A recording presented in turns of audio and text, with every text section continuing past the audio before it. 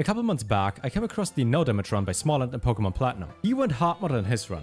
The only time he was allowed to save was after he bet a gym. As I'm quite new to challenges, I made it a little easier for me. So let's take a look at the rules. I can save at any point, but if I take damage in any way, I have to reset. As that as a fact, like being paralyzed does not count as damage, just to clarify. And lastly, during mindless activities like grinding, I will speed up the game. This is just to keep me sane. With the rules out of the way, let's see how we bat Pokemon Emerald without taking any damage. I named myself Yap because the emote for that was in Twitch chat. Grabbed a potion from my PC that will never be used, and met May for the first time. Time for the first challenge, defeating a level 2 Zigzagoon. I picked Torchic and got hit. So we tried again and got hit. 7 tries in, and we managed to not get hit. This might take some time. When going for a nickname, I spotted an offer in chat and replied with, "Try to convince me." So I knew what I had to call it. It was Seal Nature, neither boosts nor decreases any stat. Not optimal, but not too bad either. Leveling up from 5 to 6 was one of the hardest things in the entire run, as everything tries to hit you. Eventually, after defeating level 2 Zigzagoons and Wurmple, we hit level 7 and attempted our first rival battle. We got hit immediately. Within the next hour, we carefully leveled up and learned Amber. At level 11, I felt that we should try again to defeat May. Scratch takes Mudkip down to half health and Tackle misses, making us the winner of this fight. Only took over an hour. We get the Pokédex and get our running shoes. And at this point, I would like to show you real quick how fast we can actually move. As you can see, this will make mindless grinding a lot easier. Just thought I'd mention it. We talk to our dad, meet Wally, and learn how to catch Pokemon. Get ourselves an HM friend named Atmos and help out our boy in the forest. A level 9 Poochyena should be easy to defeat at level 15. We use one Amber and get it. So one level to evolve into Combusken in order to one-hit with Amber and defeating the Grunt. Oh, look at this, they're twins. First double battle, and we only have one real Pokemon. Loaded gets one-hitted, and Cedar thankfully uses Harden, allowing us to knock it out. Making it to Rosboro City, we take HMO1, double kick a pile of stones, and talk to Roxanne. Let's see how the first gym goes. She opens with a level 12 Geodude, which goes down to double kick. The same happens against her second Geodude. Lastly, her Schnoz pass. While double kick does not kill her with the first hit, we lock it on crit. I call this pure demonstration of skill. With the level 19 Combusken and the Stone Badge, I was on top of the world. Nothing could stop us. Another green elf needs our help, so we battle our way through trainer after trainer to get the Devon goods back and save the little bird Paco from the fangs of this Team Aqua monster. As the Mad King would do it, we used fire for this battle, spitting Ember like a dragon and taking back what was rightfully not ours. Mr. Brownie gets reunited with Paco, we are rewarded with a great ball and talk with the principal in his office. We not just get 2 tasks, but also a new iPhone X. The generosity is real. Getting a God's number first try just to then kick her Torkoal a couple times, and even when it curses, we know we have to continue to end the suffering it's in. Mudkip lives through the same experience, getting knocked deep into the ground. Mr. Briny awaits us in his cabin near the water, to take us onto his ship and help us deliver the Devon goods and a letter to Steven. Arriving in Dewford Town, we make ourselves a name by defeating all the local fishermen and even beating a level 10 Magikarp. A last soul in a cave gives us HMO 5, and we stumble around in the darkness, searching for a way out. We eventually meet Steven at his favorite place, another cave. In exchange for the letter, we receive TM47 and think about gym number 2. Going inside was a big mistake, as we immediately get hit. It is not time to do this gym just yet, and so there came a thought. What if we just skip this gym entirely? On our way to Slaveport City, we wanted everything and get half a dozen soda pops. The life of a hero is a life worth living. Everybody loves the museum, so much that people stand in queue in front of it. So it's time to make a new addition to our team. Barely surviving Amber and not attacking back means we found what we are looking for. Our newest member of the team is here. We used the Great Ball we got as a gift and named our Electric Pokey to honor our queen.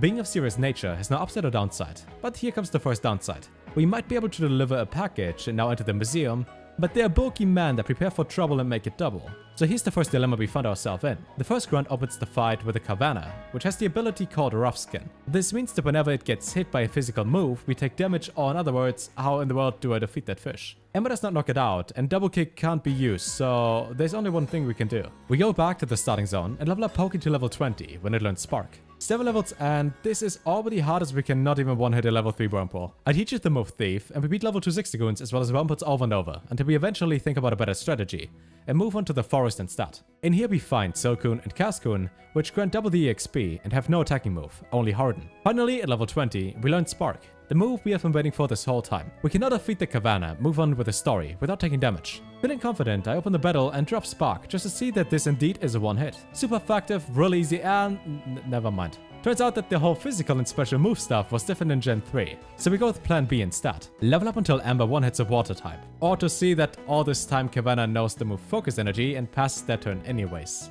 Well, that were 2 hours well spent. We knock out Zubat and do the same thing against the other Carvanha. Life can be so easy, yet we make it so complicated for ourselves. We get a talk with Archie, and our number 1 fan Scott visits us for a minute to get my number.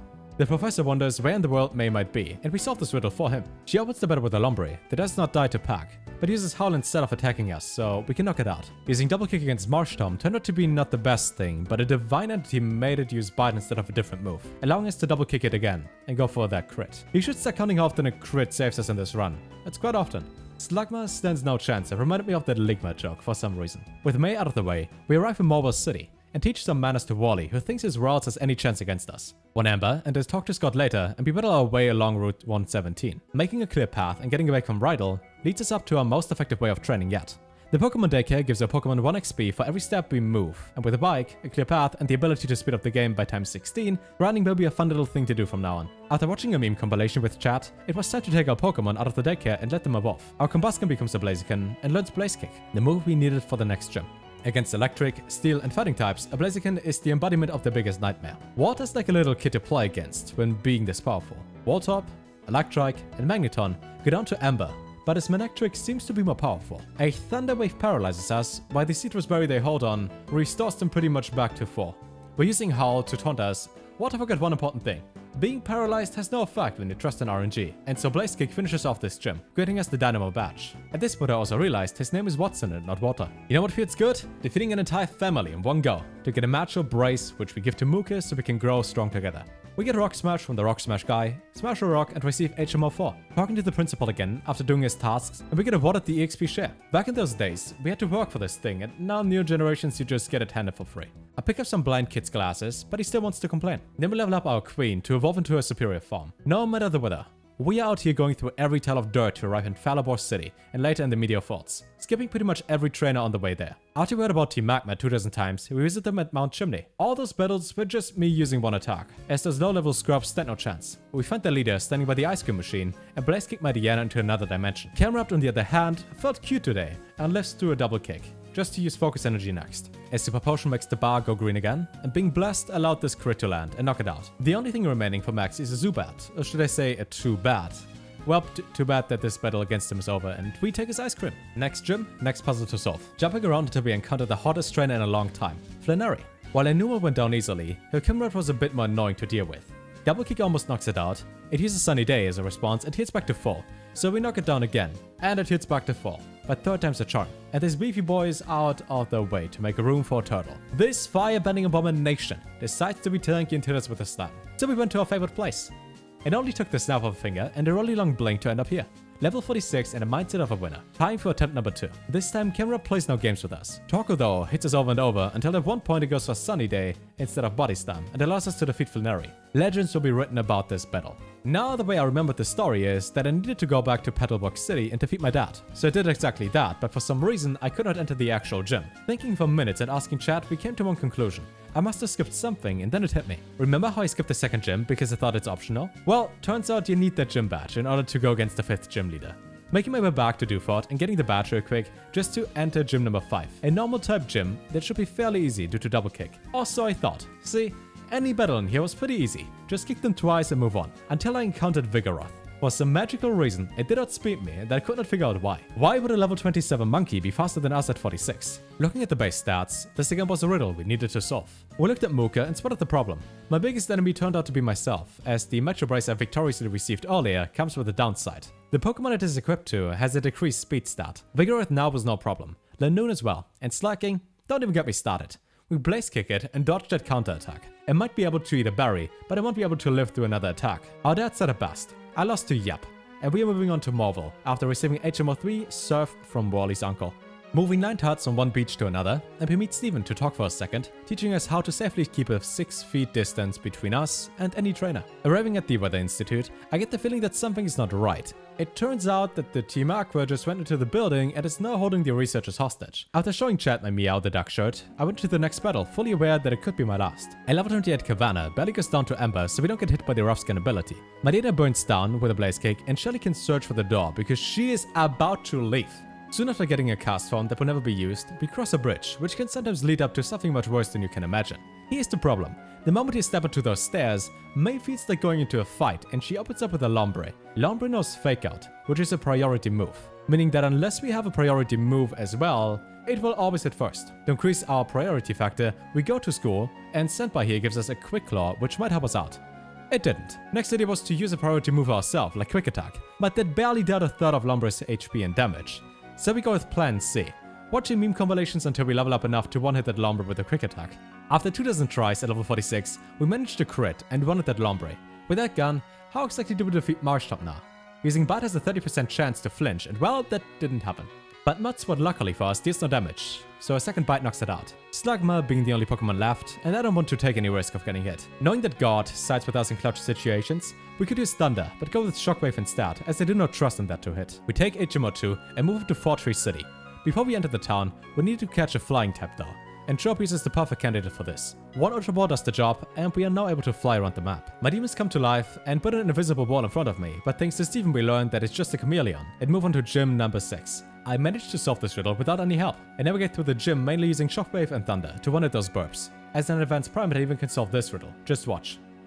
Winona is next on my list of names, and to cross hers, we need to believe in Thunder, not missing. Swallow crashes to the floor after experiencing the might of a Shockwave, and Altaria feels like it wants to live at 1 HP and uses Dragon Dance. A Hyper Potion, a Shockwave, and a Thunder later, and it goes down as well. Skarmory suffers the same fate, but Tropius, being a palm tree, lives after our first hit. It only takes some sunlight though, and combined with the electrolytes we offer, it goes down. Pelipper might not attack, but he protect, and then he ain't protecting much anymore. Winona is defeated, the next match is ours, and the hardest gym awaits us next. But first, a couple things we need to do before that. I teach Aerial Ace to Muka, battle against the Vigoroth, and arrive in Lilikoff City to fight May in front of the shopping center. She didn't get the dress she wanted, and comes raging at us, starting the battle with a level 31 Tropius, which gets 420 Blaze Kick down. Double Kick deals with Marshtomp, and Aerial Ace brings an end to Slugma, as well as Ludicolo, making his final fight against May an easy one. We get the tip to collect all gym badges, and I show chat my Pokemon Colosseum game. Team Aqua's headquarters guarded, and we can't make it in, so we go to the hidden base from Team Magma instead. After we defeat the guy standing in front of that rock, I realize that I'm not supposed to go here yet, and go to Mount Pyro instead. I also walked the wrong way here at first, but thanks to chat I found the right path. While Team Aqua grunts are in the way, the only real battle that is worth our effort is against Archie. Never mind, there is no battle, just a story about the blue orb or something. He leaves and we can enter Team Magma's base. Moving some borders around, and we make the pleasant acquaintance of Magma admin Tabitha. Despite being confused, we double kick her team down into the ground, and move on to witness someone trying to use the blue orb on Groudon. Maybe he is colorblind, turns out Groudon teleports to a different place, and Maxi feels like snapping at us. So we teach him some manners. Double kick both Mightyena and Camerupt to then Blaze Kick Crobat, which barely survives and confuses us. A situation I prepared for. With the power of God and anime on my side, Muka manages to not hit itself and Aerial Aces that Winged Beast down.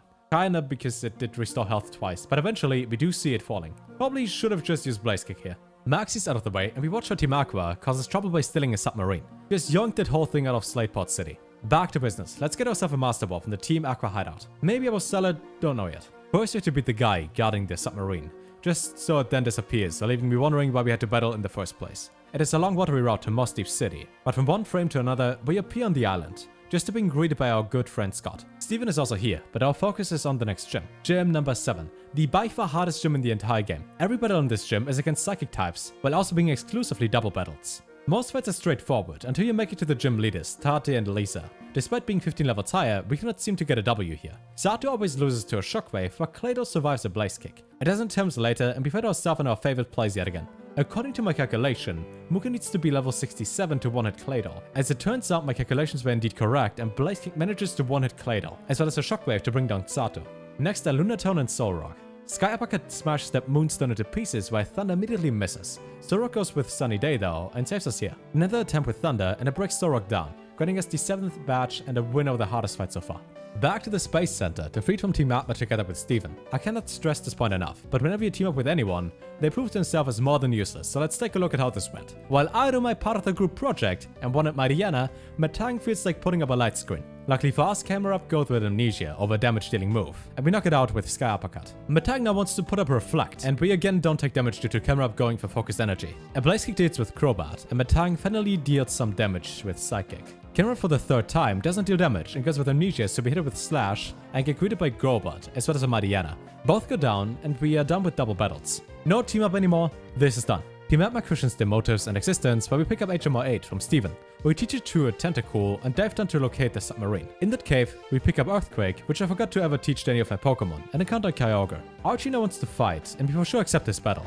Mariana, as all the others before, cannot live through a Blaze Kick, and Crowbit never felt the same again after getting hit like this. I swapped to Pokey against Sharpedo, as my battle style was still in set mode instead of shift, and we seem to be on good terms with RNG. Sharpedo taunts us, and Shockwave knocks it out. Archie tries to not swear in front of the children, and then we witness the next colorblind person using the wrong orb to make Kyogre angry. They both wonder what happened, and I'm speechless. I don't know either. It's a mystery. In Sodapolis City, Red and Blue are in full action, until we call for their older brother to tell them to stop fighting. They still look sick 15 years later. Now that everything is good again, we can enter the final gym. I make a mistake and walk the wrong way, but manage to get back up and challenge Juan for the final battle. Ice and water types is what he specializes in. Having fire, fighting, and electric moves on our side, this should be a smooth battle. Do you see the love disc? It's gone. What about Whiscash, huh? It's gone. Celio? Gone. Roland, you might wonder? It's gone. Lastly, Kingra. So let me spell it. G-O-N-E. It's gone. With a Rain badge, we now have all 8 badges and can go to Victory Road and the Elite Four. But first, let me catch the green schnack. You see those lines, the animations, and the little master ball that just catches it? Yeah, me too. With Rayquaza in our team, we're now ready for the Elite Four. I thought about the stupidest name I could possibly give to Rayquaza, and turns out that a bunch of spaces and a 3- did the job. Added to our party, we go up the waterfall and enter Victory Road. The trainer in here all get one-hitted, and so Wally felt like showing up. Final battle against our sort of rival. Against Altaria, we use Slash, as it will always use Dragon Dance, and go down to Slash number 2. Gardevoir knows the move Future Sight, so we need to one-hit, or we will get hit a couple rounds after. Outrage helps with that. Sky Uppercut deals with their Kitty, and Blaze Kick with Magneton. The final Blaze Kick against Roselia, and Wally is defeated. A couple battles later and we make it out of Victory Road. For some reason I expected another fight against May, but that was Gen 4 I think. Before we enter our last 5 battles, let's think about our strategy. Or we don't and just go in, hope for the best. With a level 71 Blaziken, we win over Mariana one hit. Don't knock out Shift Tree, because I went with Aerial Ace over Blaze Kick for some reason, and it uses Double Team followed by a full restore. Do not miss, I went with double Aerial Ace and knock it out. Absol goes down to Blaze Kick. Shockwave from Pokey against Crawdont is enough, and a final Blaze Kick against Cacturne secures the W in our first Elite Four battle. Toby is next with a bunch of Ghost types. Here's our plan. Defeat everything using either Blaze Kick again, or use the one legendary we caught, and so it went. The first Dusclops and Banette both get taken out by Blaze Kick, while Dusclops number 2 barely dies to fly. The same proves to be true for Banette number 2 and Sableye. While there could have been a better way, this worked for us, so let's go to Glacier. In case Glacier's name doesn't give it away, she is Ice and Water Pokemon, like the 8th gym leader. While Celio cannot stand a Shockwave, Glalie get hit by a Thunder. The second Celio also gets hit by Thunder, because we believed in RNG and never miss. Look at this Warring. It's gone. To not rely on Thunder too much, we use the Blaze Kick against Glalie number 2 to end this battle and move on to our final Elite Four member, Drake. The name again gives it away, so yeah, he has Dragon-type Pokemon. Shogun gets stunned to the ground after one Outrage from Rayquaza, but Altaria get lucky and did not get hit by Thunder. As all the Altarias before, it uses Dragon Dance, giving us another chance to hit with Thunder. Fun fact, it survives that as well and does yet another Dragon Dance and full restores. We hit a Shockwave and Altaria goes for another Dragon Dance, so we finish it with Thunder. Why would you use that 3 times in a row? Flygon is next, and Outrage finishes both it and Salamence, as it is super effective. Kingdra survives Thunder, and Altaria goes for Dragon Dance, but gets paralyzed. After full restore, we approach it like Altaria and hit with Shockwave as well as Thunder. With Drake defeated, it is time for our final battle. We managed to make it to this point, our last opponent, and the challenge is over. While Ruby and Sapphire has Steven as their respective champion, we face Wallace, who like Glacier, has a bunch of Ice and Water type Pokemon. Opening with Wailord, we use Thunder and watch that health bar slowly decline. Takes forever though. Due to the 4x weakness, a Shockwave does the job against Gyarados. Amnesia boosts some stats of an now dead Pokemon, and we move on to Tentacruel. We missed and get hit by... That's right, we did not get hit by Toxic. Finishing it off using Thunder.